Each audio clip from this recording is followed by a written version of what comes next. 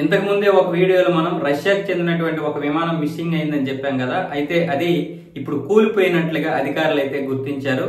రష్యాలోని బ్లాగోవెస్ట్బెన్స్క్ అనే ఒక ప్రాంతం నుంచి బయలుదేరినటువంటి అంగారా ఎయిర్లైన్స్ కి చెందిన AN-24 విమానం చైనా సరిహద్దుల్లో ఉన్నటువంటి టిండా ప్రాంతానికి ఒక 15 కిలోమీటర్ల దూరంలోనే, అంటే గమ్యస్థానానికి 15 కిలోమీటర్ల దూరంలో ఉన్నటువంటి ఈ విమానం అక్కడ రాడార్ వ్యవస్థ నుంచి గల్లంతై కుప్ప కూలిపోయింది. అంటే మరొక 2 నిమిషాల్లో గమ్యస్థానానికి చేరుకుని ల్యాండింగ్ కూడా అయిపోయేది.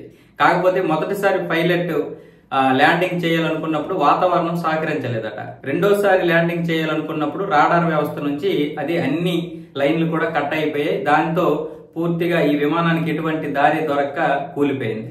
ఇందులో 43 మంది ప్రయాణికులు, 6 సిబ్బంది, మొత్తం 49 మంది ప్రయాణిస్తున్నారు.